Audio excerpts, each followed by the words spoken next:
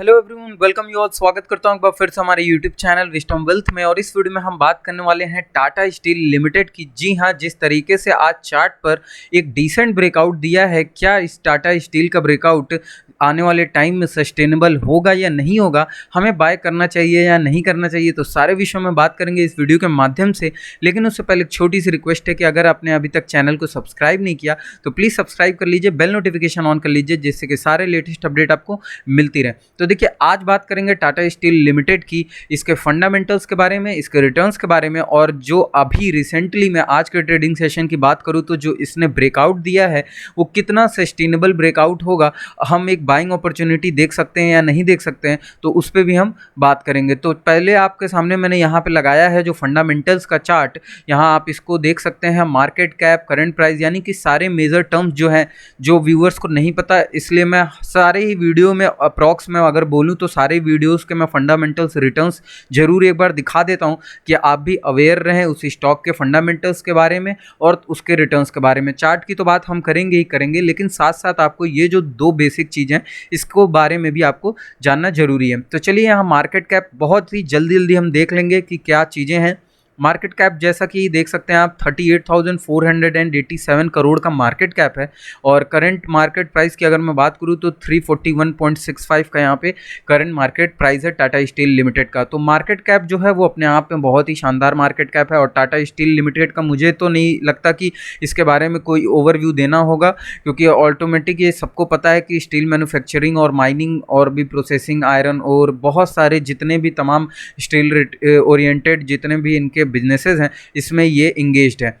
अब यहाँ 52 weeks high की बात मैं करूँ तो 506 रुपये का 52 वीक हाई है, 250 का यहाँ पे 52 वीक लो देखने को आपको मिलेगा। बुक वैल्यू जो है वो है 644 रुपये की बुक वैल्यू। और यहाँ स्टॉक का जो पीई है, which is price to earning ratio, 9.61% का। डिविडेंड यील्ड परसेंटेज की अगर मैं बात करूं तो ये आपको बहुत ही अट्रैक्टिव लगेगा, क्योंकि अपने आप में अच्छा खासा मैं बोलूँगा डिविडेंड यील्ड परसेंटेज है। और 2.93% का यहाँ पे डिविडेंड यील्ड परसेंटेज आपको देखने को मिलेगा।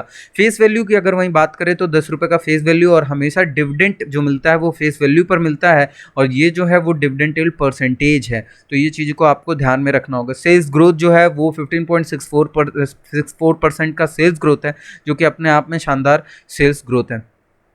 लेकिन यहाँ बात करेंगे अगर आरओसी की, तो ये है 14.23% का, या तो मैं बोलूँगा मॉडरेट ही है और ज़्यादा उतना अट्रैक्टिव नहीं है। आरओई भी वही है सेम। रिटर्न ऑन इक्विटी की अगर मैं बात करूँ तो 15.53% का रिटर्न ऑन इक्विटी है। डेट टू इक्विटी रेशियो की अगर मैं बात करूँ तो 1.41 का डेट टू इक्विटी रेशियो है। तो यानी कि कर्ज जो है वो है इतना इस कंपनी के ऊपर।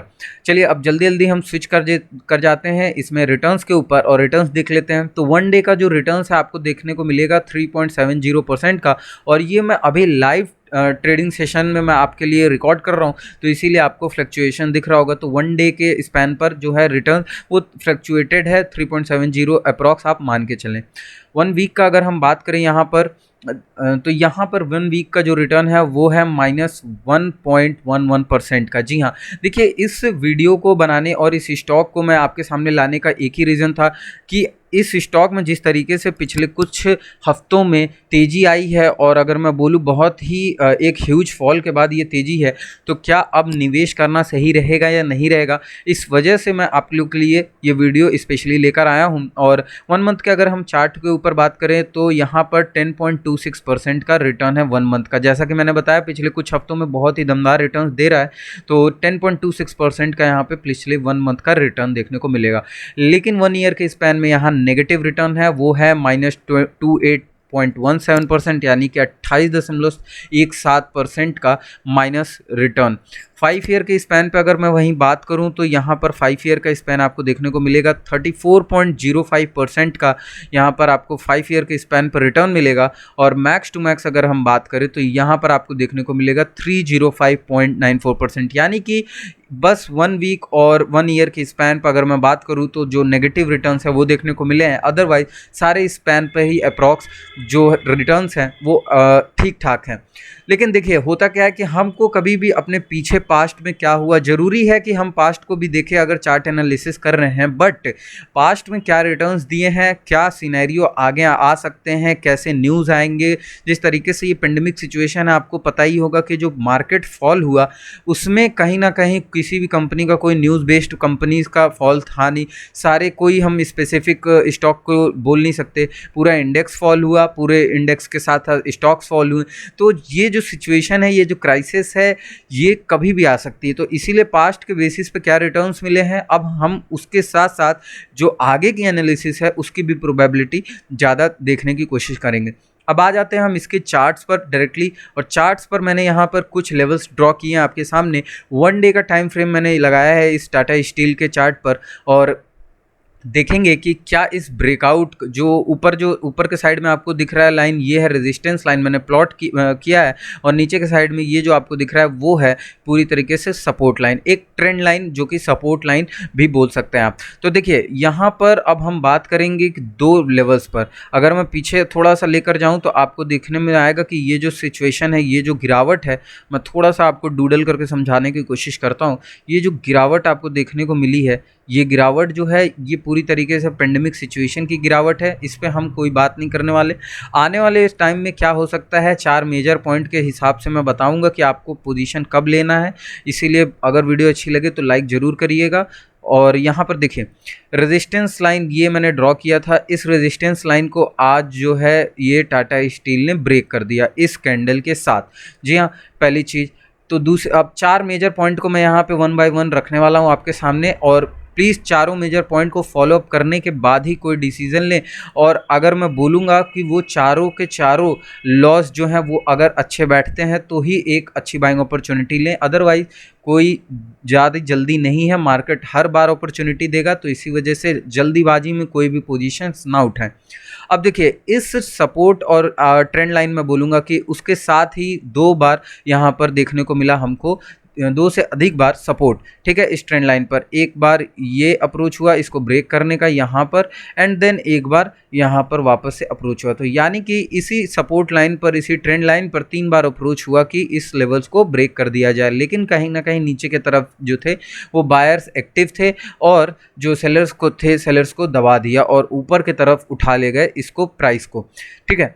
अब ऊपर की तरफ अगर हम देखें तो प्रीवियस कुछ हफ्ते, जी हाँ, ये ट्रेडिंग सेशन जो है, अगर मैं इसकी बात करूँ, ये ट्रेडिंग सेशन, तो इन ट्रेडिंग सेशन के पहले एक रेजिस्टेंस बना था, वो था ये लेवल का, और ये कुछ हाईली लेवल का रेजिस्टेंस नहीं था।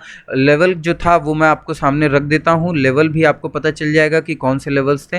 तो ये लेवल था 351 का लेवल, और 351 के लेवल को कहीं ना कहीं ब्रेक नहीं कर पा रहा था कितने दिन से, आज किया है, लेकिन मुझे कहीं ना कहीं अभी भी इस पे डाउट है। क्यों? क्योंकि जिस तरीके से वॉल्यूम हमको चाहिए और जिस तरीके से वो 4 रूल्स जो हैं मेरे, उस पर अगर ये अप्लाई करता हूं मैं और बैठता है, तभी मैं कोई बाइंग अपॉर्चुनिटी लूँगा, अदरवाइज मैं बिल्कुल नहीं लेता हूं। तो चलिए यहाँ पे फर्स्ट चीज़ जो है 4 मेजर पॉइंट्स में से पहली चीज़ है वॉल्यूम।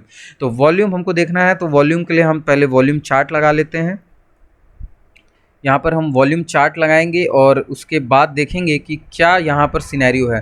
तो देखिए वॉल्यूम चार्ट का सीधा सा फंडा है, आपको वॉल्यूम चार्ट में देखना है कि अगर किसी स्टॉक में, मैं स्पेसिफिकली ये टाटा स्टील की बात नहीं कर रहा, किसी भी स्टॉक में अगर स्टॉक जो है वो प्रीवियस 10 ट्रेडिंग डेज से ज़्यादा का वॉल्यूम जनरेट करता है, कभी रेंज ब्रेकआउट कर रहा है, तो ध्यान से समझिएगा, प्रीवियस 10 ट्रेडिंग सेशंस या more than 10 trading session previous में अगर कोई भी स्टॉक रेंज ब्रेकआउट दे रहा है, तो उन प्रीवियस 10 ट्रेडिंग सेशन से जो ये जो वॉल्यूम है वो अधिक होना चाहिए।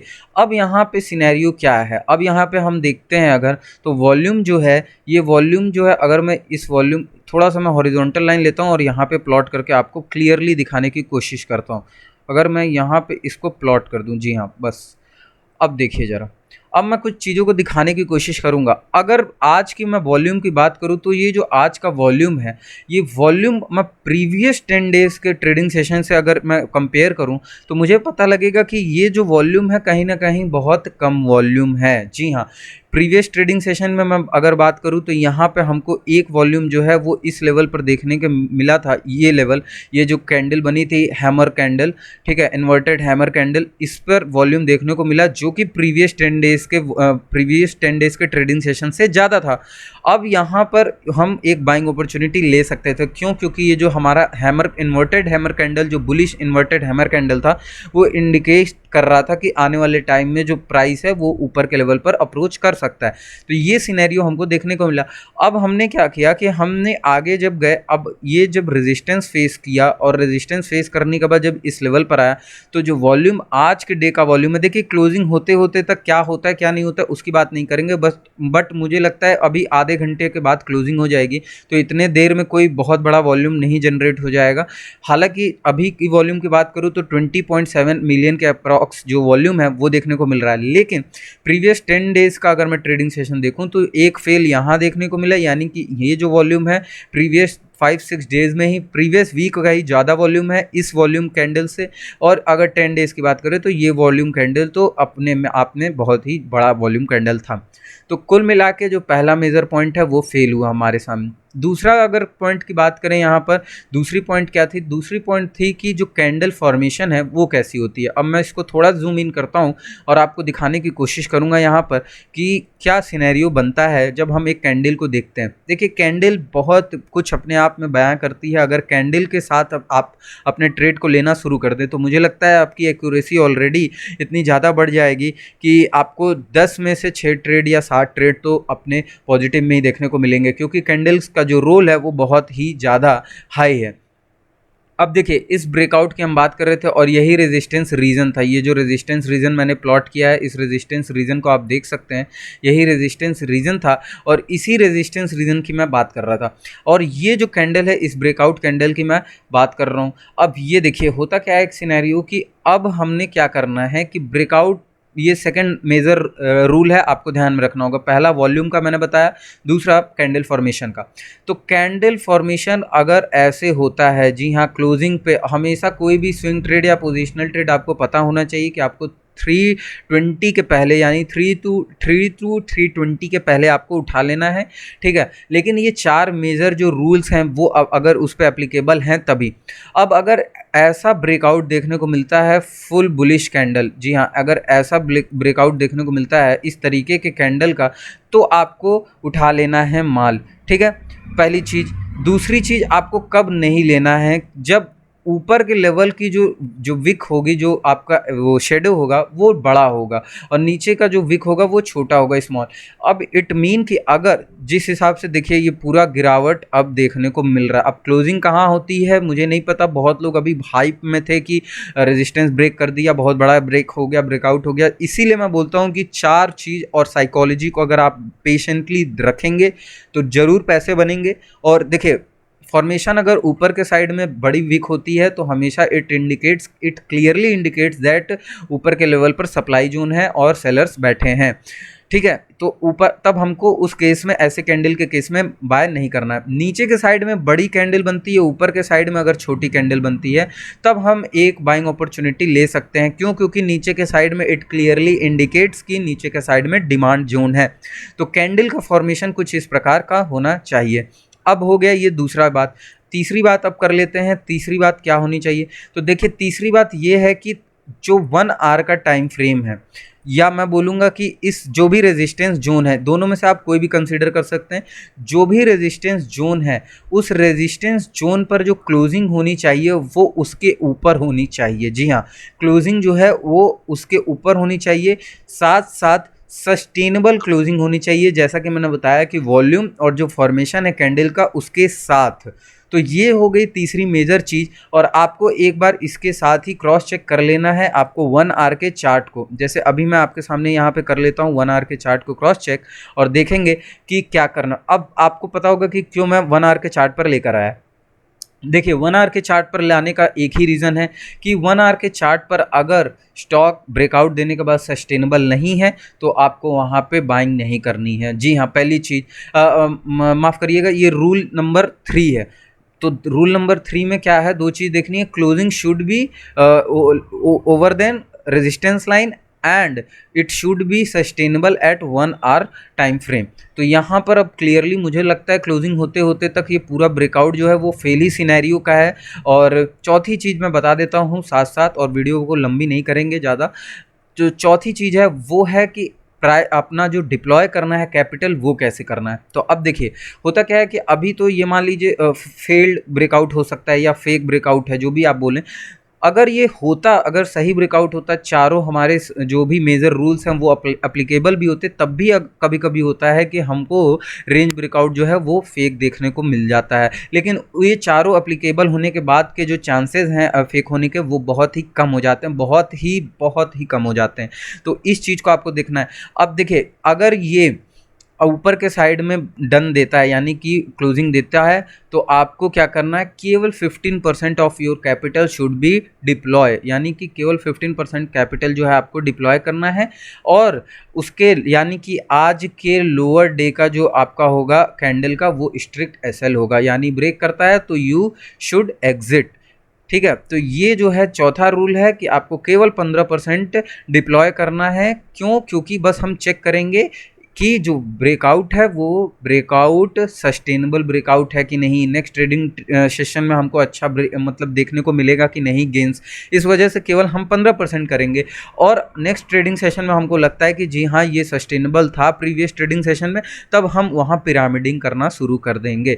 तो ये वीडियो बेसिकली उन लोगों के लिए थी जो कि एक हफ्ते के होल्डिंग पोजीशन को लेकर बैठते हैं किसी भी स्टॉक में, तो उनके लिए ये वीडियो था। वीडियो अच्छी लगे तो जरूर लाइक करिएगा, सब्सक्राइब करिएगा, चैनल को बेल नोटिफिकेशन ऑन कर लीजिएगा जिससे कि सारे लेटेस्ट अपडेट आपको मिलती रहें।